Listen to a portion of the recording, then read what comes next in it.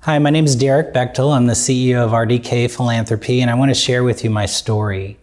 Years ago, I started with the Boy Scouts of America in Phoenix, Arizona, and I started as a district executive. And during that role for the first few years, I was asked to fundraise, and I really didn't know what fundraising was.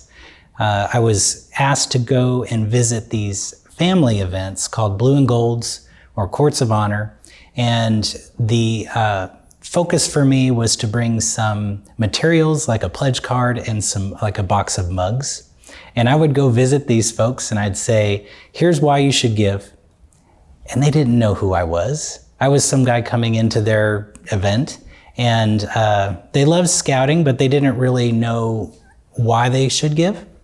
And so I would share with them all the reasons why they should give. And if they gave tonight, they would get a mug. And that was the beginning of my fundraising career. It was highly transactional. It was based on what I wanted for them. It was based on them receiving something. And I did that for about a year, and I realized I'm working really hard and I'm not raising a lot of funds. So instead of doing that, I tried something else that I had learned from a mentor, which was working with natural networks of people and churches. So I went and visited those natural networks of people and churches who basically one person would know 50 people. And I would say, here's what we could do together. Would you join me to raising these funds? And that worked a lot better. I was amazed at how the networks of people were able to ask their friends, and they raised much more than I could. And I started to learn that people give to people. It wasn't necessarily the cause, it was because they trusted their friends or their neighbors or their family members, and they said, yeah, whatever you need. And so I went from raising $25 for a mug to $250,000 in a couple months because the people were asking the people. And now my job became more of a facilitator, coordinator, and trainer.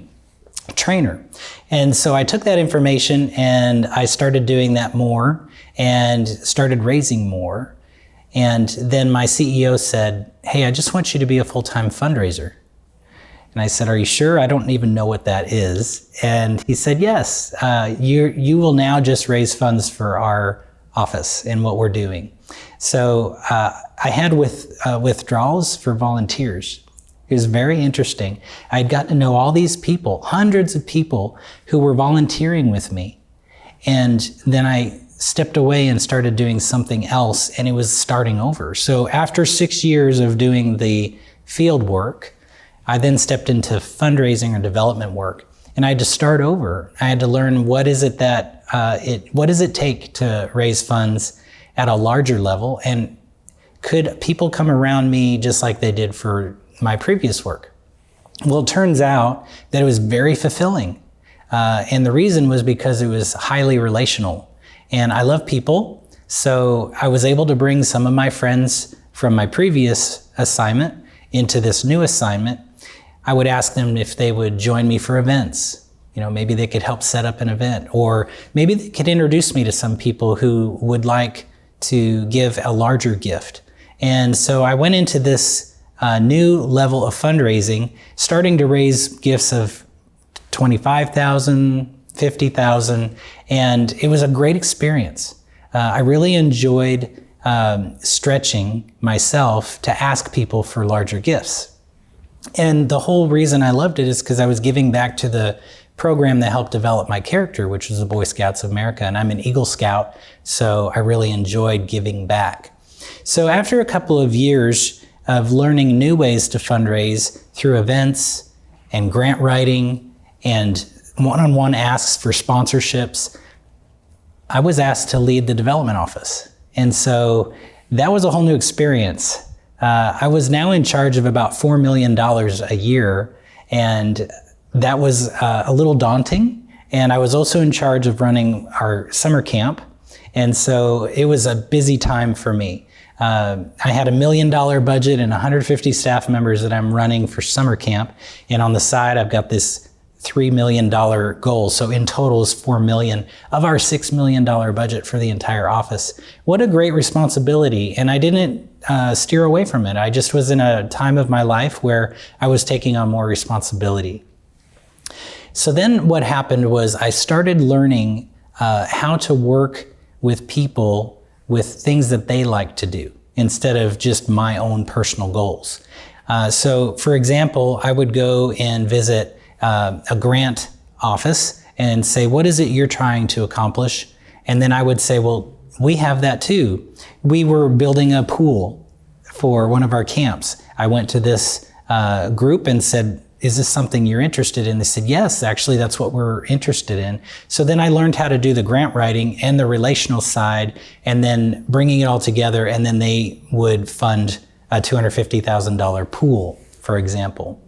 So all of that said, for the first 11 years of my career, I learned basic fundraising. I learned how to run nonprofits. I learned how to have my own office, my own group, my own board, and then a bigger picture of working with the regional board, and then stretching into larger asks. So I call that my transactional years. The first 11 years was $25 to $250,000, and it was really generally all about how I could achieve.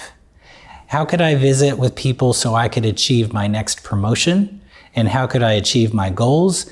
I'm a high achiever on Strength of Finders, and so everything worked out very well, and I learned quite a bit. Along came a divine appointment. A gentleman was starting a new Office of Philanthropy for the Boy Scouts nationally, and he asked me for some help on a gift that he was about to secure, and he had just started this office and didn't have a team. So I helped him out, and he told me, well, I'll never forget that.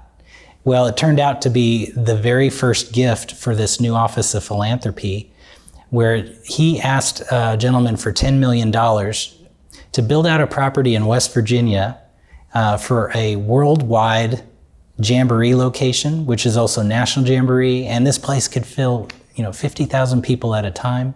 It's a massive facility. Well, after he went and secured that gift, he came back and said, I'm interested in you moving your family to Dallas from Phoenix. I looked at where I was in life. My wife and I just had our second child. She had it. I'm part of that. And so it wasn't good timing. All of our family lived in Arizona. How could I take our youngest grandchild away from our grandparents? How could I leave and not have a succession plan for the Boy Scouts? And $4 million a year, you don't just walk away from that. So I wanted to make sure that my name was good. I didn't want to just walk away and people say, well, look, he just went off to the next opportunity and left us hanging. So I actually waited a year. And so that was all of 2009. In 2010, I did accept the job, and it was to become a philanthropic advisor with the Office of Philanthropy, which is a new office with the National Boy Scouts. And I didn't even know what philanthropy was. I just knew this was probably a good job. And I knew that this was exciting. And to move my family was also something that was exciting. So we accepted the role and moved. And that was December of 2010. So January 1, I'm now a philanthropic advisor for the Boy Scouts. And this was actually a very rare role. I didn't know it. We had a small team, and our goal was to build out this property I mentioned earlier. And I didn't know the first thing about asking for $1 million gifts. The expectation on me was that I would go talk to people and ask them for $5 million or greater. I had no idea how to do that. Thankfully, my director saw something in me that I could learn it. And so the first year or two was all about learning about myself, the things I believed in, working out some bad habits, really studying leadership books. And by the time the 2 years were finished, I had been on enough meetings with my director. I started learning some new ways to raise funds at a high level. So there's quite a bit there that I can teach on. I'm going to just say the heart of it was I learned what I thought about money, and I learned what I thought about my role in my job in life. And so it was a very important time for me to have a lot of self-reflection. After a couple years, I started becoming more proficient and I was allowed to have more opportunity. So I would travel around the country and I'd meet with people and I'd engage them. And I'd say, hey, would you assist me in approaching this person for a $10 million gift for this project in the middle of the woods in West Virginia? And that's kind of a hard ask, but people started coming around the vision of what we were trying to accomplish. It was such a rare project. And if you love the Boy Scouts, you want to see something like this be built. So over the next 3-4 years, I went on meetings, I started meetings, I networked with people, and we started asking. And the team I was on, we worked collaboratively, so hardly any of us owned anything. We would go together on ask meetings. So collectively, we raised $400 million.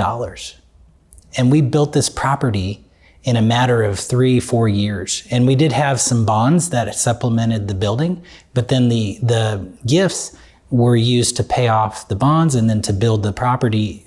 So by the end of middle of 2013, we had 50,000 people on this site. And remember, I just started in January of 2010. So what a whirlwind experience that was. And what I started to realize was, I'm not here for me anymore. This is too big. I'm learning a lot. And why does the Lord have me here in the first place? I was really being drawn more to our Father in heaven. I was studying the Bible more. I was trying to understand what's my purpose in my role and how am I supposed to develop? And what started coming to me was pretty fascinating as I was being drawn to the Lord, and He was helping me to know more about what I thought about money and how to work with people. I realized I didn't know a lot about fundraising. And it's kind of one of those situations where you have a white belt in karate, and when you get to be black belt, the black belt says, I'm just beginning. Well, I felt that way with fundraising. I had, by that time, 15 years of all different types of fundraising, and I thought, I'm really just beginning. And so this role I was in was stretching me, and I was asked to teach how to fundraise. So there was this teaching center, the Scouting University in South Lake, Texas.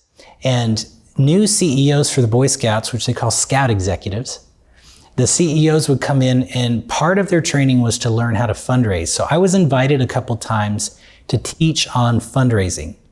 And by then, not much happened in my life without me consulting the Lord. So I would say, Lord, how do you want me to teach this fundraising? And what He showed me is what has been so important to the core of what I do now. And what He taught me was something I already loved, which was trees. And you might be thinking, well, what are you talking about? We're talking about fundraising. Well, with trees, there's an analogy that is so potent on how to fundraise that I tried it out. I actually just tried it out with this class of Scout executives.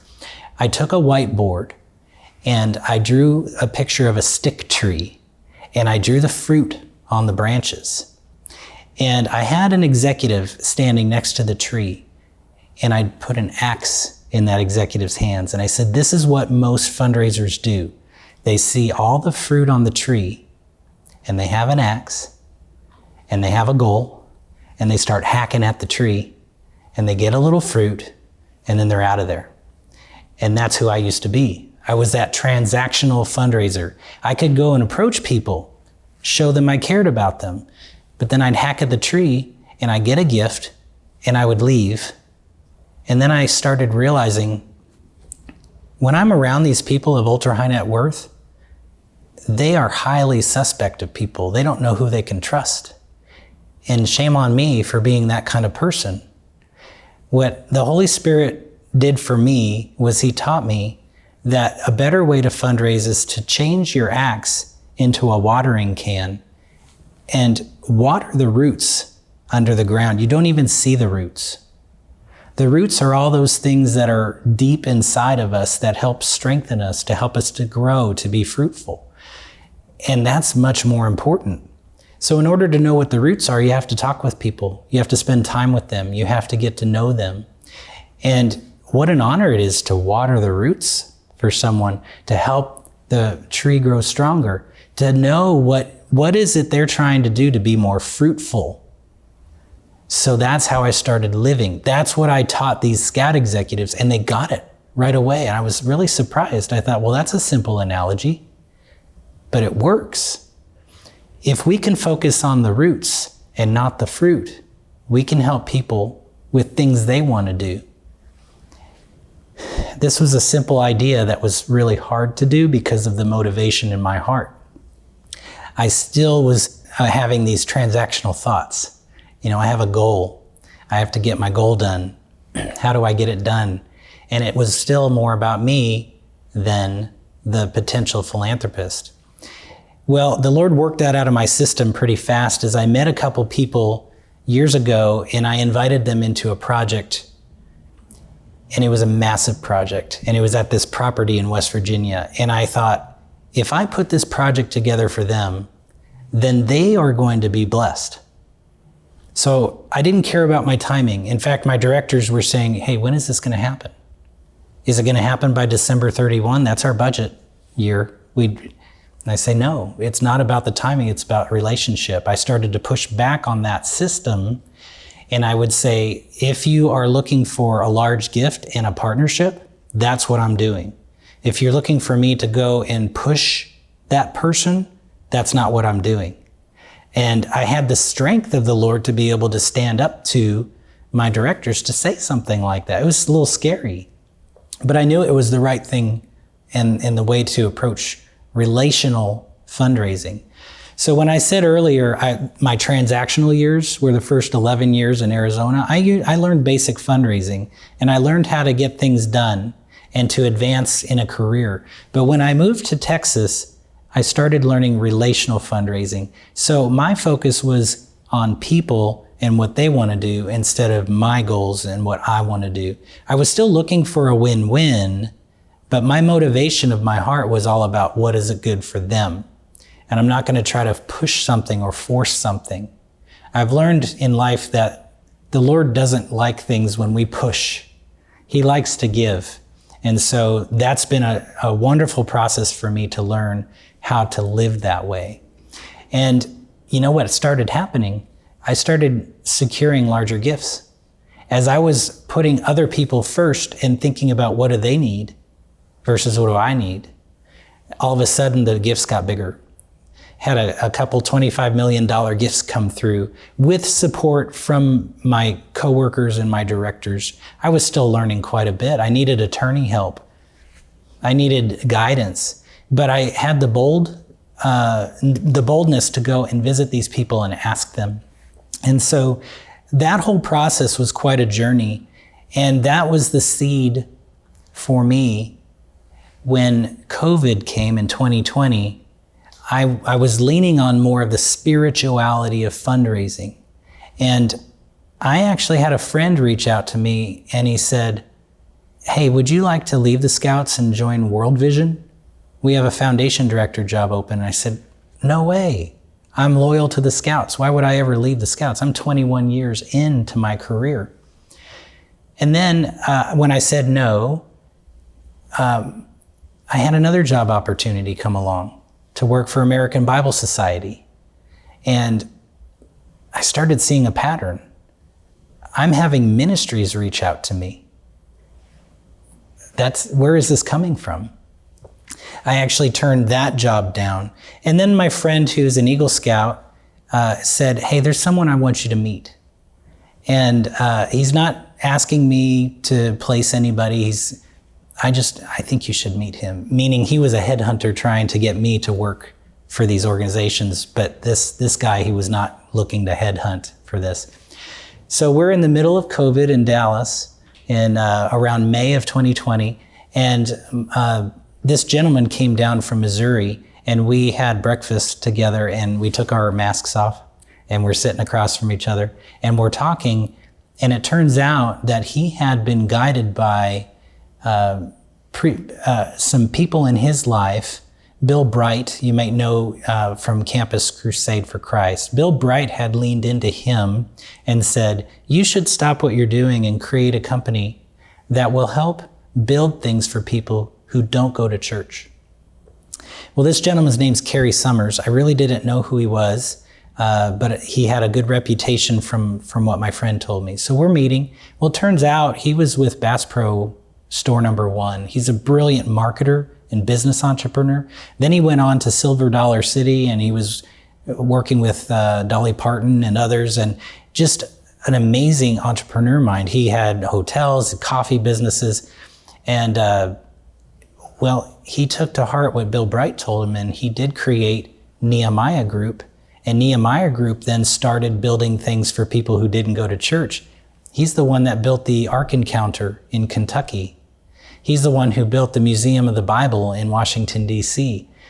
I call that a divine appointment. Someone who cares about the Lord and knows how to build big projects and do fundraising. And so I took that to heart, and he invited me during that breakfast in the middle of COVID to work with him. And I didn't know how to do that. I'm involved with nonprofits all my life. I didn't know how to start a company. I didn't know how to have a retainer or to work on bonuses, none of that. But he was a great mentor, and he said, you know, if you want to work, I've got work for you. Well, my wife and I prayed for about 6 months on that one. We didn't want to just jump ship. Well, it turned out right in the middle of that year, she was asked to leave her job along with a number of people at her church. She had been working as a youth pastor. Well, we had our family insurance on her plan, and she was also a second income. So we lost that.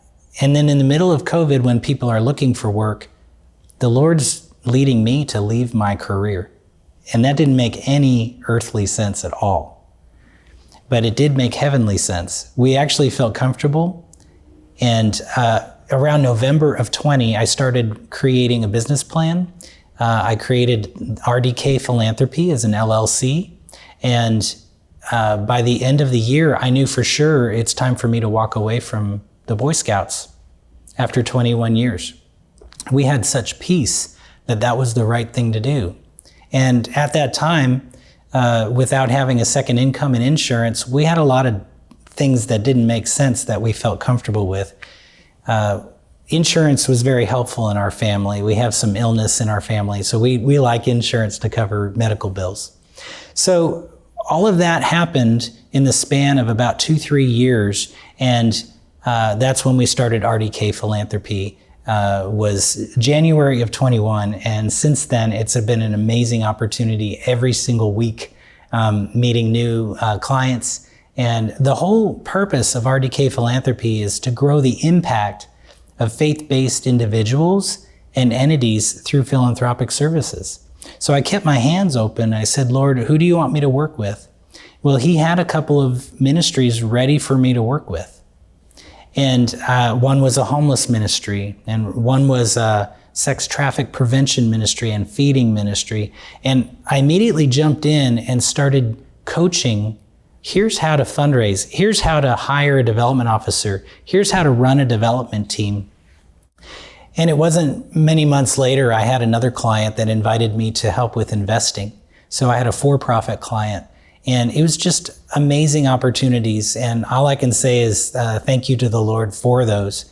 I had said to myself and to my wife that this company, RDK Philanthropy, belongs to the Lord. And so everything I'm doing is for that purpose.